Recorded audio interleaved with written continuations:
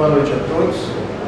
Que a paz do Mestre possa continuar tocando, envolvendo os nossos corações. Que possamos, ao término desse nosso encontro, estarmos um pouco mais envolvidos de bênçãos, de paz, mais equilíbrio, mais discernimento para levarmos adiante as nossas tarefas, sejam elas de ordens físicas ou espirituais. E logo que cheguei aqui, a Dora veio falar do que ela acabou de narrar, e a gente já começa a vibrar em oração por conta de um irmão que, no momento de invigilância, um desequilíbrio, vem a pensar em tentar contra a própria vida, e a gente sabe que não é calhar, porque a espiritualidade faz tudo aquilo que é necessário para que nós possamos estar aproveitando e vivendo a nossa existência o melhor possível. Nós não estamos aqui a passeio, nós não estamos aqui de férias, nós estamos aqui a trabalho. Nós estamos, a gente sempre fala desse assunto, porque na verdade nós temos que colocar, a gente só começa a criar o hábito de fazer coisas saudáveis, de criar novos costumes bons, que vamos equilibrar e que vamos fazer melhor, quando nós começamos a repetir, quando nós começamos a exercitar isso. Então a gente sempre fala dessa oportunidade de existência, e quando falamos dessa oportunidade que nós temos de existência, nós falamos que nós não estamos aqui de férias, nós não estamos aqui a passeio. A terra é, segundo os Espíritos, para cada um de nós, um local de trabalho. Aqui é uma oficina de trabalho, porque nós precisamos estar em trabalho constante para o crescimento espiritual que se faz tão necessário. Nós precisamos, aqui é uma escola, e nós temos que estar nessa escola aproveitando essa aprendizagem de todas as formas. Precisamos sair daqui melhores do que quando aqui chegamos.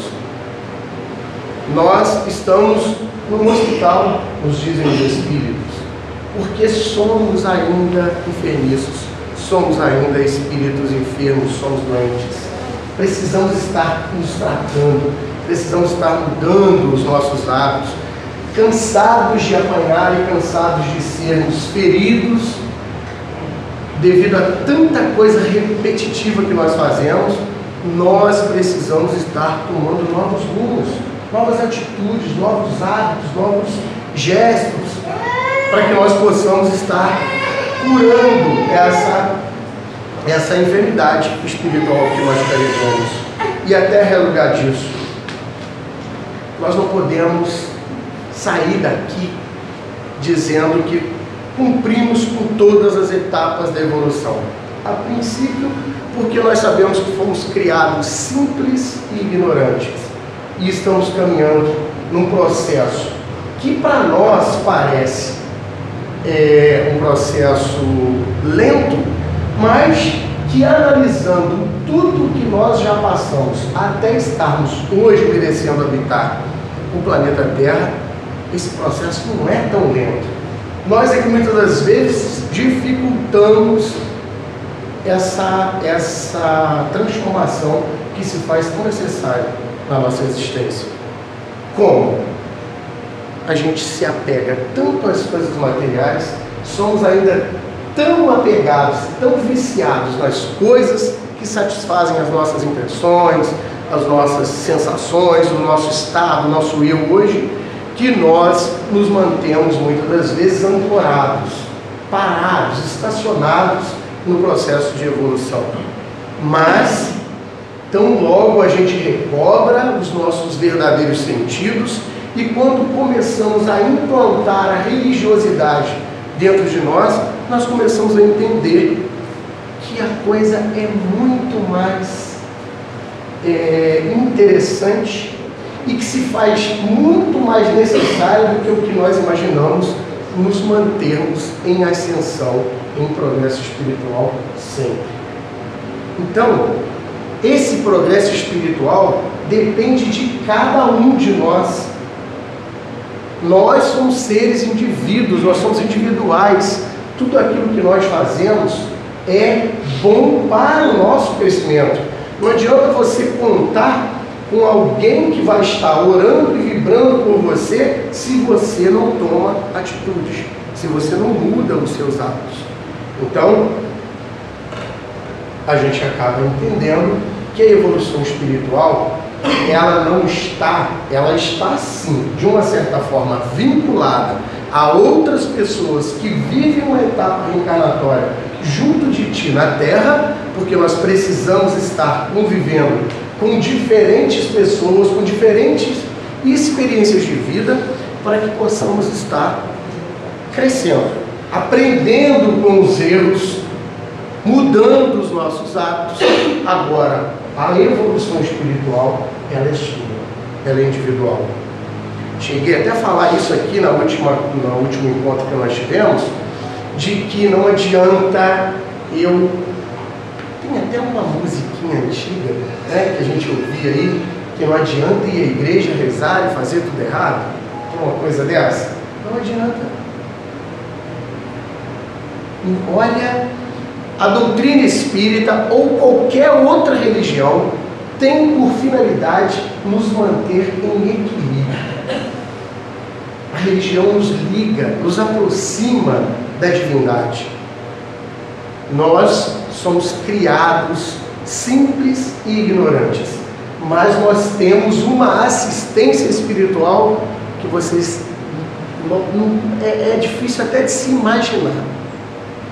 Cada um de nós tem o seu espírito protetor, ou anjo guardião, como nós aprendemos na Igreja Católica. Nós temos esse espírito tutelado, nós temos esse irmão que nos acompanha no nosso dia a dia, na nossa jornada evolutiva.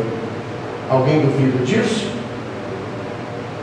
Então, se tem alguém que duvida, a gente narra alguma coisinha.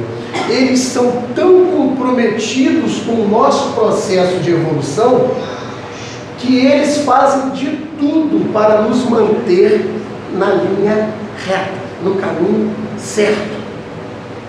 Eles nos influenciam de uma tal maneira que eles muitas das vezes conseguem, com o nosso equilíbrio espiritual, dirigir alguns dos nossos passos. Agora, o espírito protetor e anjo guardião não pode tomar atitude por você. Daí entendemos que nós somos individuais. As decisões são nossas. As escolhas são nossas. Daí entendemos que nós não podemos culpar a divindade pelas nossas quedas. E uma das coisas que nós mais fazemos é tentar arrumar alguém para colocar a culpa no nosso erro, no nosso defeito. É muito cômodo, é muito fácil dizer que eu errei porque fui influenciado por alguém. Dizer que eu tomei atitude que me levou a um prejuízo moral, material ou espiritual, porque alguém tomou atitude por mim. Ah, se não fosse você me dar aquele conselho, eu tinha me saído muito bem. E nós já falamos também, quando eu tenho a vontade de te perguntar o que eu deveria fazer em qualquer situação da minha vida, eu já sei qual é a resposta que eu quero. Só que nós estamos mal acostumados. Nós queremos ouvir aquilo que nós já temos definido dentro de nós. Porque aí se eu vou e pergunto a ela, ela toda equilibrada, com essa carinha angelical, vai me dizer: Aguinaldo, não faz isso, que isso vai te levar a uma queda. Não faz isso, meu amigo, toma uma atitude diferente. Olha, se espelhe nos ensinamentos cristãos. Vamos lá na casa espírita, vamos nos equilibrar, vamos para o passe, vamos para a água fluidificada, vamos manter, vamos implantar a religiosidade em você, que você vai mudar de ideia. Aí eu fui, não gostei muito da ideia, não. Cara, será que ela não entendeu o que eu quis dizer? Será que ela não entendeu o que eu estou passando? Aí eu vou e falo com ela. Não que você não tenha uma carinha angelical. Mas aí ela vai e fala assim: quer saber de uma coisa, amigo? Vai lá, faz mesmo. mas é o que eu estou querendo ouvir.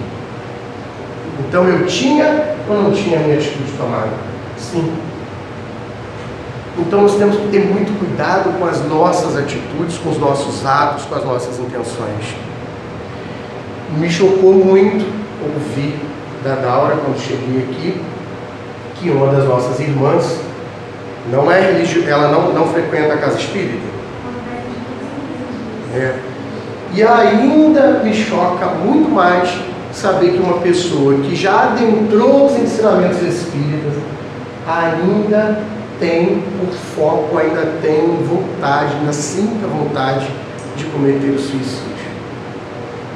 O suicídio não é a porta para nossos problemas, não vai resolver os nossos problemas. Muito pelo contrário, nós vamos estar criando um processo de expiação para o futuro muito tenso, muito difícil, porque é um ato que nós acabamos, e olha, que para se cometer o suicídio, por isso é que nós temos que estar vigilantes, por isso que nós temos que estar atentos e deixar os ensinamentos cristãos ter moradia na nossa mente, no nosso coração, porque para se cometer o suicídio, para se começar a pensar em cometer o suicídio, não custa muito não. Qualquer desilusão amorosa, qualquer sentimento, perda material na sua vida que você sentiu que te causou, te custou uma vida inteira para conquistar, qualquer perda de parentes, pessoas muito ligadas à família, que pode te levar a ter uma ideia de deixar de viver. Eu não aguento mais essa vida, eu não suporto mais carregar o peso desse fardo.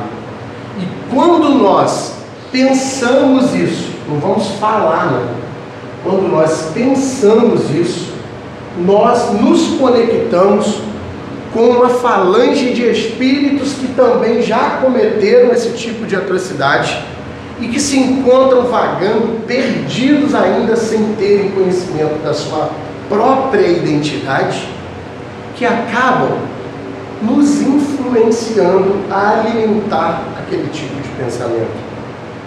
Aí nós começamos então a ter aliados que vão fazer com que aquele nosso pensamento, aquela nossa vontade, tenha amplidão, cresça. Então não se pensa nessa hipótese. Sempre vale a pena continuar vivendo. Nós imploramos à espiritualidade uma oportunidade reencarnatória. Também acredito que já tenha falado isso, porque isso, em quase todas as vezes que vamos falar sobre a valorização da vida, ou sobre... Nosso tema não é nem esse, mas a gente está dando uma pincelada, até mesmo para entrar no tema principal da noite. Mas André Luiz, em 1945, deixava nas suas obras a informação de que a cada um de nós encarnados, 5 espíritos estavam desencarnados e necessitando de uma oportunidade reencarnatória. Isso em 1944, 1945. O que vocês acham? Que isso ampliou, que isso aumentou, esse número de espíritos encarnados aumentou ou diminuiu? Aumentou e muito. Se em 1945, a cada um encarnado, 5 imploravam uma oportunidade reencarnatória, não tenha dúvida de que esse número hoje dobrou. Então somos influenciados por espírito a todo instante. Vai lá na questão 459 do Livro dos Espíritos. Kardec pergunta aos espíritos na questão 459: exerce influência os espíritos em nossas vidas? E eles respondem o seguinte: sim, de tal modo são eles que, de ordinário, são eles que vos dirigem. Então, essa influenciação espiritual, ela pode ser de espíritos bons ou de espíritos que ainda não têm. Nós não vamos falar de espíritos maus, porque não existe espíritos maus. Espíritos sem conhecimento. Espíritos que ainda preferem, pelas suas decisões e pelas suas escolhas e pelas suas vontades, permanecerem na escuridão, Mas nós somos espíritos de luz? Nós estamos vivendo uma situação de bem-estar espiritual de luz? Não. Então não são muito diferentes de nós, não. Jesus deposita confiança em todos nós. Ele conhece aquilo íntimo, aquilo que é mais íntimo dentro do coração de cada um de nós. A espiritualidade envolvida no processo de auxílio e de crescimento espiritual de cada um de nós conhece as nossas necessidades, as nossas fraquezas, muito mais do que nós. Porque estão interessados, depositam confiança de que hoje nós estamos vagando, de que hoje nós não esmorecemos, nós ainda permanecemos endurecidos, mas que amanhã nós seremos melhores. Passe o tempo que passar, um dia nós seremos melhores. Como hoje somos melhores do que o que éramos antes. A cada encarnação nós adquirimos um pouquinho mais de conhecimento e de crescimento espiritual. Muitas das vezes, como nós dissemos no início, a gente permanece ancorado, estacionado com freio de mão puxado em algumas encarnações. Mas ainda assim, a espiritualidade não desiste de nós. Eles nos depositam confiança, porque sabem que isso é passageiro. Uma existência na Terra, em comparação à vida eterna do Espírito, é como se fosse um segundo de um relógio. Mas esse segundo é todo um divisor de águas. Ele tem uma importância que vocês não imaginam. A reencarnação é bela, é maravilhosa. A oportunidade de estarmos aqui para planejar, replanejar, pensar nas nossas situações, nas nossas tomadas de atitude, faz todo um diferencial para a vida eterna do Espírito. Então aproveite melhor o tempo. Dedique-se mais a você. Dedique-se mais aos seus, aqueles que dividem um teto contigo. Dedique-se mais à sociedade que você vive, porque você não reencarnou aqui na cidade de Três Rios ou em outra cidade e veio parar aqui por acaso. Nós temos que deixar de ser espíritas do acaso. O acaso não existe. Não é por acaso que ninguém passa na minha vida. Não é por acaso que eu reencarnei no meio familiar que eu reencarnei. Não é por acaso que hoje nós estamos aqui ouvindo essa mensagem do Cristo. Porque Jesus falou tudo isso que nós estamos falando e muito mais. Só que Jesus estava lidando com um povo ainda embrutecido, meio coração de pedra, onde imperava muito mais a lei do eu, do agora, do que o amor. Mas espera lá, mudou muita coisa de Jesus para cá? Não mudou não, porque nós ainda cultivamos isso. Nós pensamos primeiro, eu. Segundo, eu. Terceiro, eu. Ou aqueles que são objetos de minha afeição. Eu. Depois o meu filho. Ou então, não, isso aqui eu não quero, mas para minha filha serve. Então, eu continuo pensando no eu. Quantos de nós fazemos orações, ou fizemos no passado, ajoelhamos diante de uma imagem, pedindo àquela entidade espiritual que ajudasse o meu filho a passar no vestibular da faculdade, que arrumasse uma boa vaga de emprego para mim ou que seja para alguém meu. Quando tem um concurso público, quantas mães, eu vim aqui na casa espírita porque eu gostaria muito que vocês entrassem no padrão vibratório, em oração. Meu filho está precisando tanto trabalhar. Será que é só o filho dela que está precisando trabalhar? A gente tem que parar com essa coisa de ter esse apego. Vamos fazer sim as nossas orações, mas vamos fazer também o nosso papel, porque nada cai do céu de mão beijada, não. Mesmo porque a espiritualidade conhece tudo que nós precisamos, conhece as nossas misérias, as nossas fraquezas, as nossas intenções. Então, muitas das vezes, uma oração nossa, a gente acha que não foi atendida, porque ela não foi atendida única e exclusivamente na forma em que eu pedi. Mas nenhuma oração, nenhuma prece, nenhuma rogativa nossa fica em vão. Os Espíritos dão sempre um jeito de satisfazer as nossas vontades de acordo com o nosso merecimento, de acordo com aquilo que nós precisamos, de acordo com aquilo que vai ser útil ao meu crescimento espiritual. Porque muitas das vezes eu sou tão egoísta que eu peço aquilo que eu acho que é bom para mim e que vai ser a minha queda, que vai ser a minha ruína. Então temos que parar de ter olhos ao nosso próprio umbigo e começar a entender que nós somos colocados numa existência para vivermos em sociedade, para que possamos aprender com as deficiências, com as dificuldades, com os problemas, com a vida dos outros. Mas não é a gente se preocupando em cuidar da vida alheia e esquecendo da nossa. É aprendendo com as experiências. Nossa, isso foi tão ruim, essa atitude que fulano tomou, eu gostaria muito de poder ajudar. E se você tiver a oportunidade de ajudar, sim, ofereça ajuda, mas que essa ajuda não venha ferir, que essa ajuda não venha denegrir, que essa ajuda não venha a colocar a pessoa ainda mais para baixo.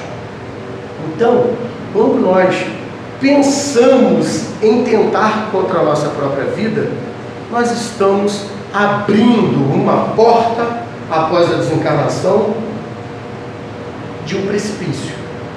É algo que nós não vamos ter como voltar atrás. E nós não acabamos com a nossa vida. Somos espíritos eternos. Os problemas continuarão do outro lado e agora, de uma certa forma, muito pior. Que na maioria das vezes, quando chegamos a fazer e a cometer um ato como esse, nos dizem os Espíritos, que os primeiros que vêm nos encontrar e nos socorrer são aqueles, não é socorro, são aqueles que nos ajudaram, que nos influenciaram nessa tomada de atitude. Porque um dia, lá atrás, eu fui invigilante, eu não tive fé raciocinada, eu não tive coragem de enfrentar as coisas sabendo que eu não estou sozinho. Tem uma gama de espíritos em volta de nós. Esse nosso espírito protetor e anjo tutelar, se precisar, porque precisa, porque todo mundo trabalha, se ausentar da nossa presença em algum instante, fica um, fica dois, três, com o compromisso de estar nos assessorando e nos ajudando para que nós possamos dar continuidade à nossa existência. As crianças, os nossos filhos, até os 7, 8 anos de idade, não tem um espírito protetor e anjo guardião, não. São vários. Nós enumeramos e falamos algumas das vezes, criança, Deus ajuda. Olha, caiu e não se machucou. Ajuda mesmo. Tem uma gama de espíritos ali, ajudando aqueles pequeninos a completarem o ciclo reencarnatório, que só se concretiza depois dos 7, 8 anos de vida. Então há uma vigília constante. Por que há essa vigília constante? Eles são melhores do que nós? São mais merecedores que nós? Não, nós também tivemos. Mas sabe por que há essa vigília constante? Porque esse processo pode ser interrompido por influências espirituais de inimigos de encarnações passadas. Ah, mas eu não tenho inimigo. Você acha que você não tem? Que bom, eu devo ter mais uns 200. Por isso é que eu tenho que estar em oração e vigília constante. Agora, quem são os meus inimigos? São aqueles que eu, de uma certa forma, posso ter ferido, posso ter humilhado, posso ter causado danos no passado. E pode ser também espíritos que não querem permitir que você esteja em ascensão espiritual. Porque eles encontram, de uma certa forma, um prazer enorme em se manterem espíritos de ordem imperfeita, porque conseguem satisfazer as suas vontades daquela forma, daquele jeito, e aí tentam embargar, fazer um embargo no seu processo de evolução espiritual. Então, que oremos pelos nossos amigos, pelos nossos parentes, pelos nossos inimigos, porque temos sim, temos espíritos inimigos. Nós não somos santos. A gente não consegue ainda perdoar verdadeiramente. Olha, eu te perdoo a ofensa que você me cometeu, mas eu queria que você pedisse perdão em público. Porque quando você me humilhou, todo mundo ficou sabendo que você fez isso. Agora você vem e me pede perdão aqui às escondidas? Aí, isso é perdão? Eu quero te perdoar? Eu tenho intenção de te perdoar? Não, eu tenho intenção de te humilhar. Olha, eu te perdoo, mas eu não quero que você passe mais no caminho. Nossa, esse perdão não mais. E a gente faz isso. Ou então aqui, tudo bem, não tem mágoa de você não, mas vive a sua vida para lá e eu vou viver a minha para cá. Tem alguma coisa de errado nisso. Está faltando amor. Está faltando educação. Está faltando paciência. Está faltando solidariedade. Nós não estamos sendo solidários. É isso que nós viemos aprender? É isso que Jesus nos ensinou há 2000 anos atrás? Jesus pregou uma religião há 2000 anos atrás? Não. Jesus pregou o amor, a igualdade entre os homens. Olha, que eu estou para arriscar que tem pessoas que às vezes ainda estão naquele meio caminho, não sabe se acredita ou não acredita na divindade, mas que age melhor do que muitos religiosos, que vivem o dia inteiro na igreja, vivem o dia inteiro na casa espírita. Então,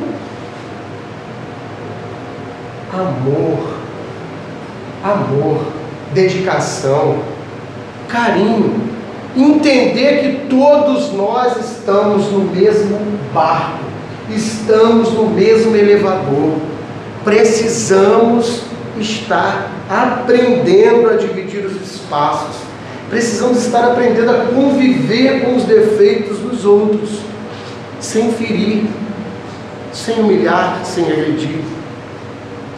O tema que nós estamos para falar na noite de hoje tem tudo a ver com isso. E vocês verão que vamos fazer um fechamento em relação a isso. Vivo até depois da morte. Quantos de nós ainda duvidamos ou ouvimos alguém dizer que não acredita que haja vida após a morte? Deixamos o corpo físico e permanecemos em vida espiritual.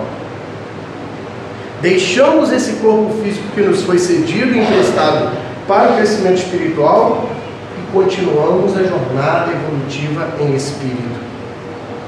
E muitos chegam às reuniões mediúnicas, chegam às nossas casas, aos trabalhos mediúnicos, sem ter conhecimento da sua própria identidade, sem saber o que são, onde estão, o que estão vivendo. Nós vamos encontrar aí que nos dá uma bagagem de conhecimento muito grande, a história da vida de André Luiz, a desencarnação de André Luiz, e 8 anos no umbral, nas áreas umbralinas, sem saber sequer o que estava acontecendo com ele. 8 anos. Aí a gente fala assim, poxa, mas 8 anos é muito tempo. Tá, vocês acham que é muito tempo? Na última palestra que nós fizemos aqui, que nós falávamos sobre o período da escravidão no país, no Brasil, nós narramos uma história aqui de espíritos que deram comunicação na nossa mesa mediúnica dizendo que depois de recobrada a sua própria identidade, descobriram que tinha 178 anos desencarnados e que não sabiam que estavam desencarnados. Nós contamos o tempo aqui, em estado de matéria, vivo, ocupando o corpo físico da matéria. Agora, em espírito, nós perdemos essa noção de tempo. Então pode passar 10 anos e você achar que está vivendo um pesadelo de uma noite de sono. Pode se passar 8 anos, igual aconteceu com o André Luiz, e ele achar, e nós acharmos, que estávamos passando apenas por uma noite de pesadelo. Por favor, alguns dos espíritos chegam às reuniões mediúnicas dizendo o seguinte: me tira daqui, me acorda, por favor, alguém me desperte, porque eu não suporto mais esse pesadelo. Aí a gente vai, começa a fazer um tratamento com aquele espírito e vamos descobrir que ele tinha 20, 10, 15 anos de desencarnado. Então, continuamos vivos após a morte do corpo físico. Agora, muitos de nós acreditamos que hoje nós estamos o quê? Hoje nós estamos vivos, né? Hoje nós estamos vivos. Ah, eu tenho uma saúde de ferro, nem gripado não fico. Coriza, não sei o que é isso, que eu não deixo ela nem chegar. Nariz entupiu, vou lá, pego um remédio e rapidinho acabou, ela não chega nem descer. Eu não tenho nada, uma saúde de ferro, eu estou vivo, não estou nada.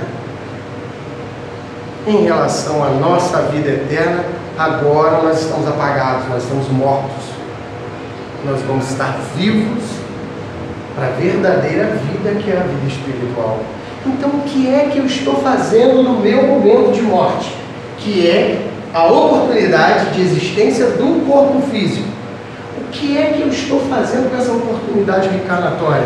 Estou trabalhando ela bem trabalhada, para que eu possa sair daqui com mérito, com conhecimento, com uma boa bagagem evolutiva? Não é nada. Eu estou muito mais pro Zeca Pagodinho, que é deixa a vida me levar, a vida leva eu, do que outra coisa. Eu estou vivendo a vida desse jeito. Deixa a vida me levar, vida leva eu. Dá até vontade de cantar. Porque quem canta, seus males espantam. Mas no caso desse, não estou espantando nada. Eu já te falei, né? Eu não fico bem nesses negócios. Eu foto, então... Mas eu vou fingir que eu não estou sendo filmado, que aí o perfil fica melhor. De lado não, porque o nariz é lindo. Então o que acontece? Nós precisamos estar atentos com essa questão da oportunidade reencarnatória. No livro Muitos os Chamados e Poucos os Escolhidos, se alguém tiver a oportunidade de ler esse livro, nós vamos encontrar uma narrativa de um espírito que ele foi um jovem, muito estudioso, tinha uma vontade enorme de se um dia formar-se médico, mas não tinha poder aquisitivo para isso, não tinha condição para isso, mas era um menino muito estudioso.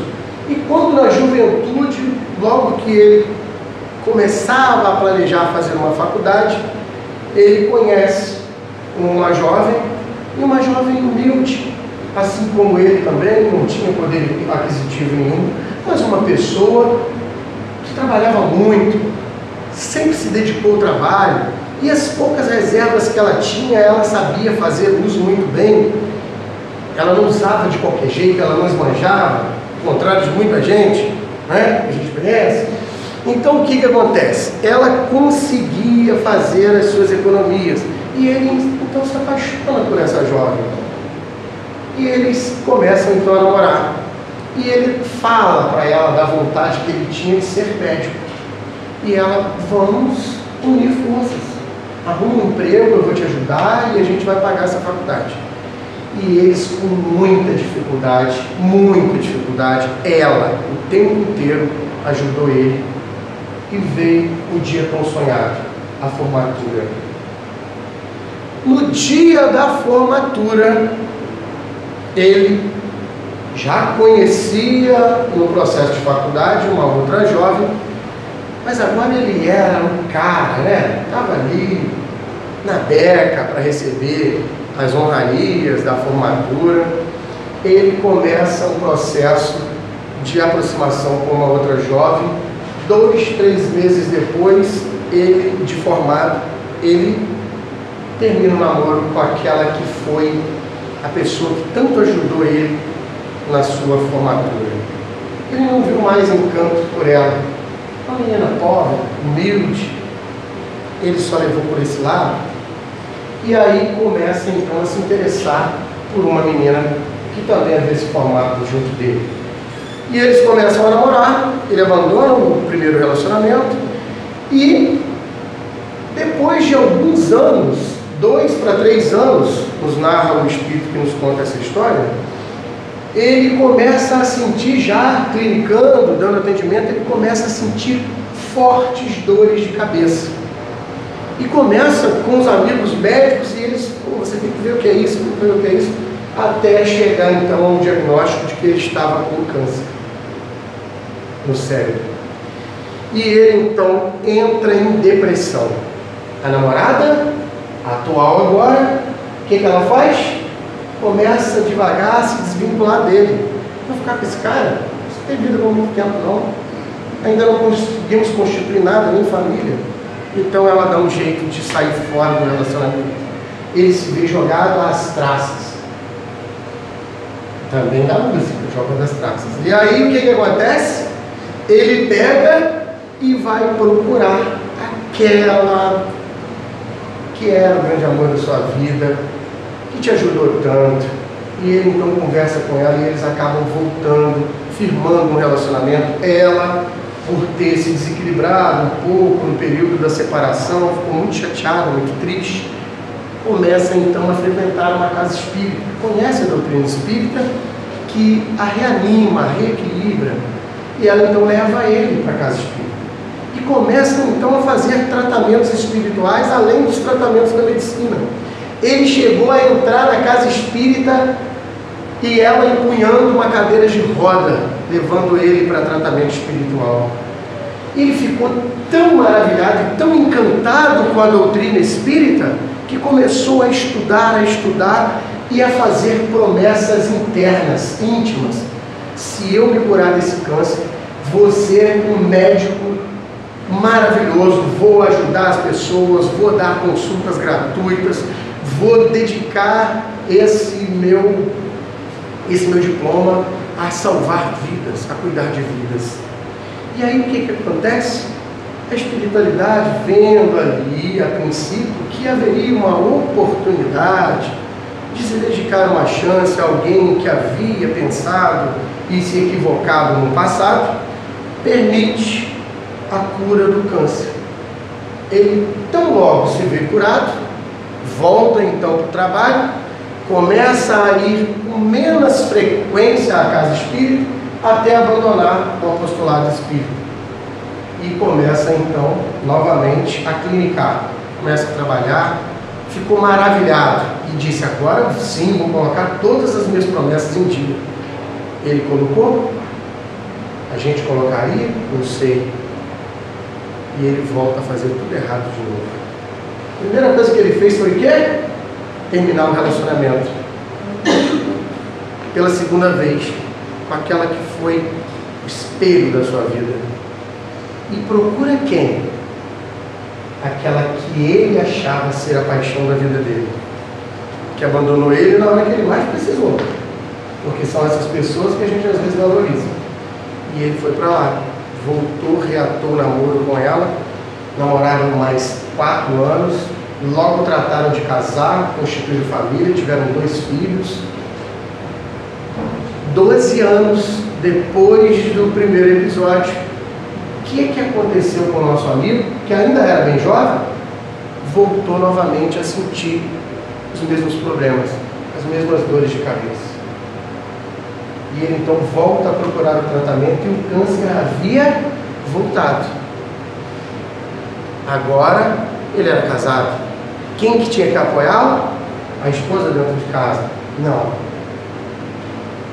Ela muito mal cuidava dele, dedicava pouco tempo a ele, já tinha filho, falava que os filhos sugavam e acabava cuidando mais da família, e ele teve que se virar sozinho, e o câncer dessa vez foi avassalador. Depois da segunda descoberta, com 8 meses, o nosso irmão vem a desencarnar. Tá bom, funeral. Ele deitado ainda no corpo físico, podia ver quem chegava à cabeceira do seu funeral, do seu caixão, o sentimento de cada um. Outros chegavam lá apenas para cumprir um papel de bom moço. Ah, meu último adeus ao fulano, vim aqui porque se eu não vier a família vai achar o quê, né? E aquilo foi, ele pôde ver e ouvir tudo que todo mundo falava. E ele então, a cada pessoa que chegava, ele gritava: por favor, me acorde, não me deixe levar, me tire daqui, eu estou vivo, vocês não estão vendo, por favor, eu só não estou tendo forças para me levantar, eu estou vivo. E ele ali sendo velado. A esposa chegou algumas poucas vezes perto do caixão e ele podia ver ela. Ai, eu vejo a hora disso acabar tudo para eu poder ver quais são as providências que eu tenho que tomar. Tem um seguro para receber, tem a herança tal para a gente botar aí à venda, não sei o quê. Ela não estava nem um pouco preocupada. Ele pôde ver agora o verdadeiro sentimento que ela tinha por ele. Faltando 30 minutos, às vezes a gente faz isso, né? O dia é tão corrido que às vezes morre um amigo, uma pessoa, fala assim: eu vou ter que tirar pelo menos uns 30 minutinhos finais para ir lá, que eu já chego lá também, já está na hora de fechar e tal agora, mas eu cumpri o meu papel, eu fui lá. Chega um professor da faculdade dele. E esse professor chega à cabeceira, chega perto do caixão, e ele então vê o professor e começa: por favor, que bom que você veio aqui, que bom que ele pôde ver sentimentos puros naquele coração.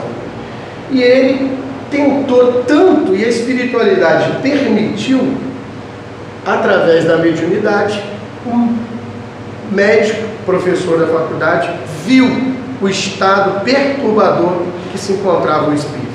Ele cerra os olhos, faz uma conversa espiritual que é o quê? Uma oração, e diz a ele: meu irmão, acabou, o que você está fazendo aí? É hora de sair dali, você não pode ficar, vai sofrer, deixa esse corpo não te pertence mais. E aí, através das rogativas à espiritualidade, o nosso irmão sente uma força, levanta e se põe a andar fora do corpo. O cortejo segue para o cemitério e ele vai atrás, ele vai para lá, assistir ao próprio funeral e o próprio enterro. Algumas pasadas de cal e de terra foram jogadas sobre o caixão e uma chuva forte se fez. Começa a cair uma chuva muito forte. E ele então vê todo mundo correndo, cada um com um carro para poder ir embora para casa, e ele fazer o quê? Alguém tem que me dar uma carona. E ele não consegue entrar no carro. Por quê? Peraí, o negócio é errado. A gente já ouviu tanta gente falar que não, em um estado de espírito eu vou passar essa parede, eu vou entrar por esse quadro adentro, eu vou enfiar a mão nesse ventilador, não vai me cortar com o seu espírito. Não é bem assim. Tudo isso requer tempo, tudo isso requer conhecimento. Por isso é que a gente sempre orienta: André Luiz é obra para a vida inteira. Nós ainda vamos ter que estudar umas 3, 4, 5 encarnações as obras de André Luiz para entendermos que André Luiz chega lá, teve que ser hospedado na casa de Lísias, que teve contatos com espíritos, parentes, mas que ficou na casa de um amigo. Olha, que casa é essa no plano espiritual? Nós precisamos entender isso. E ele saía passando parede? Não. espírito só transpõe uma parede depois que ele tem conhecimento e que foi doutrinado, seja por espírito de ordem superior ou por espírito de ordem inferior, de que ele é capaz de fazer isso porque perdeu as propriedades da matéria. Ele tenta entrar no carro e não consegue. O que acontece? Vai embora a pé para casa. Chegando em casa, o portão está fechado, de grade, ele não entra. A casa estava fechada. E ele, vencido pelo cansaço, não, peraí, espírito encarnado tem cansaço? Tem. Frio, fome, sede, cansaço, vontade de tomar banho, sente necessidades fisiológicas, porque ele acaba de deixar o corpo. E ele então dorme na calçada, debaixo de chuva. Entra dentro de casa, no outro dia pela manhã, quando a mulher que trabalhava na casa chega com a chave que ela tinha para abrir, entrar e cuidar da casa. Ela abre o portão e ele entra atrás, ela abre a porta e ele entra atrás. Quando ele entra dentro de casa, quem ele vê?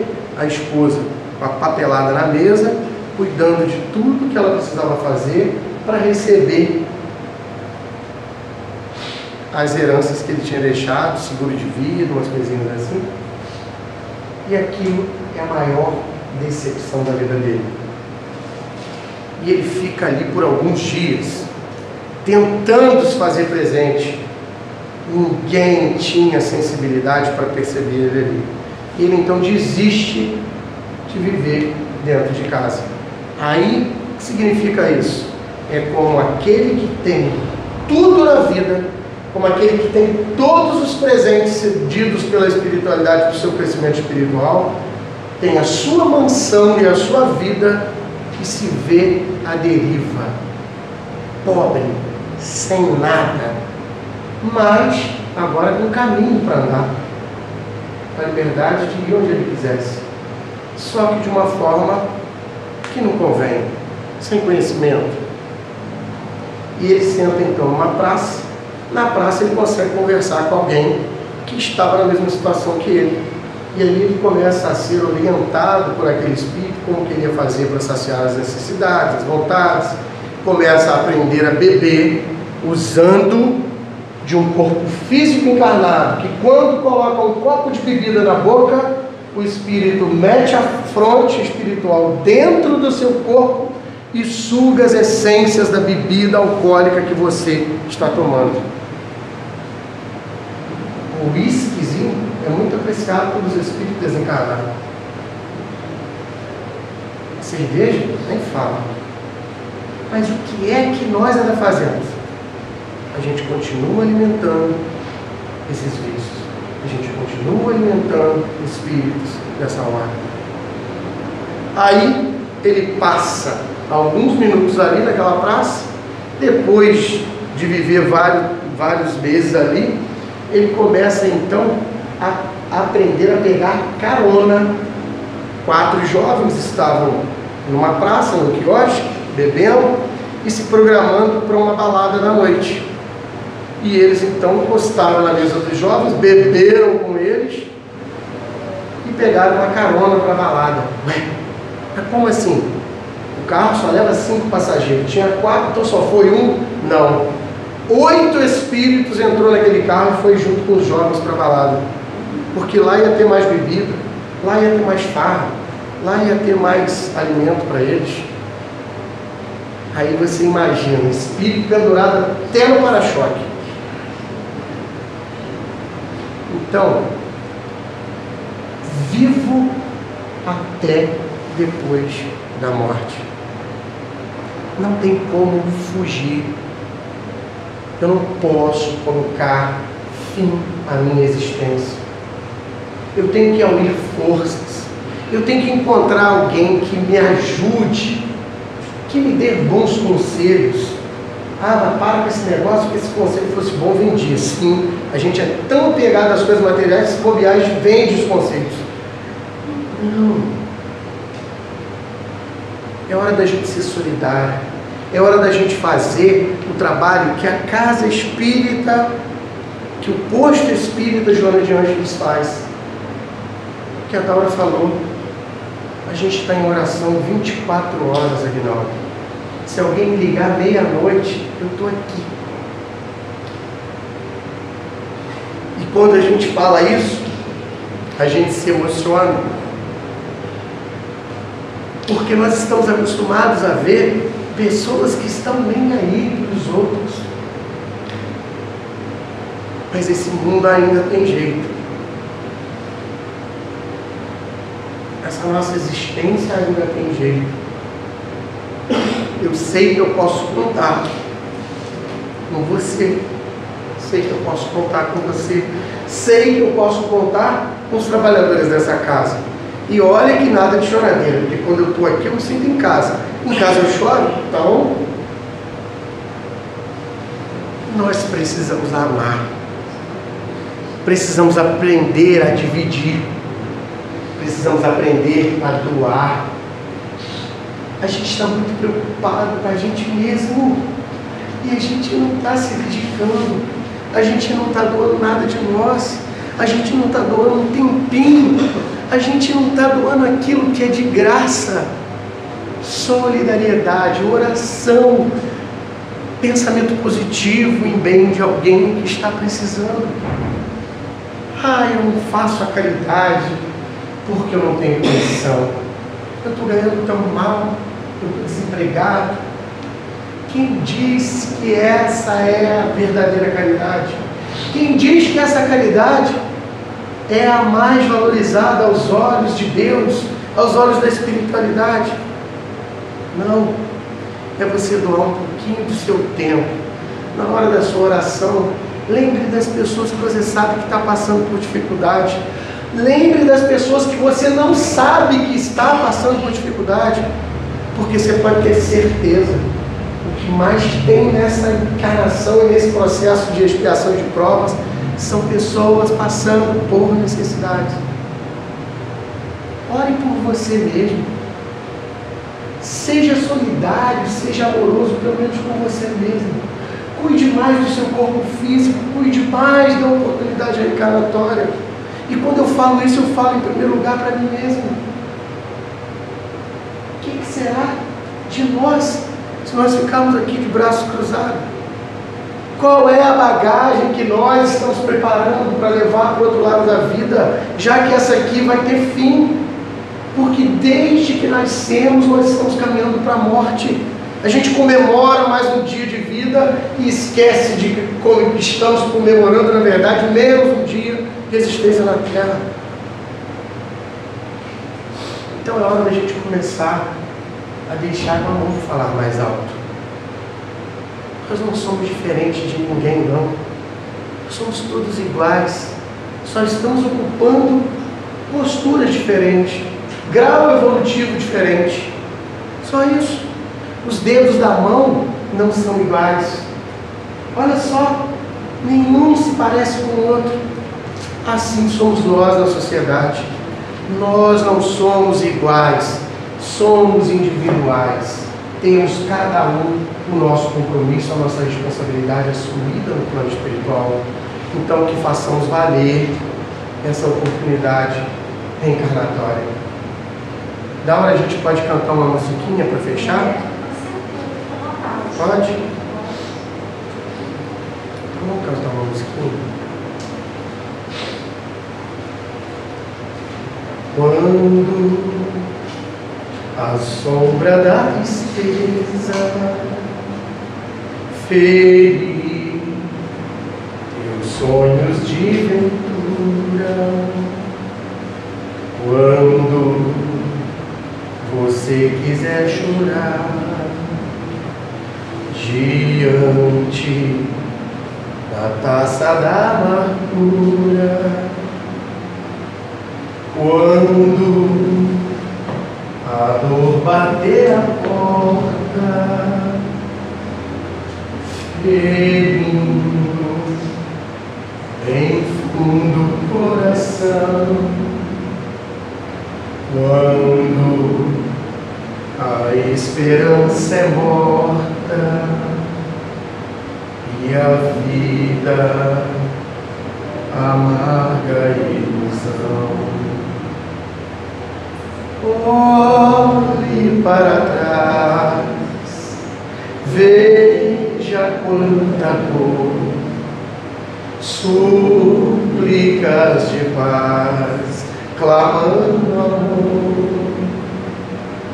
Olhos sempre em trevas, mãos mendigam pão, bocas que não falam, risos sem razão.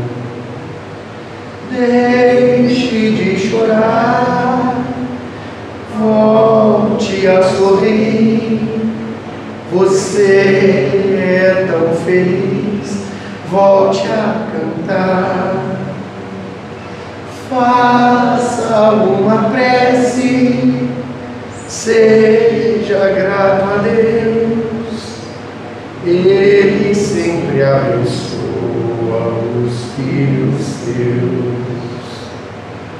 Ele sempre abençoa os filhos seus. Que a paz do Mestre Jesus possa permanecer nos tocando e nos envolvendo.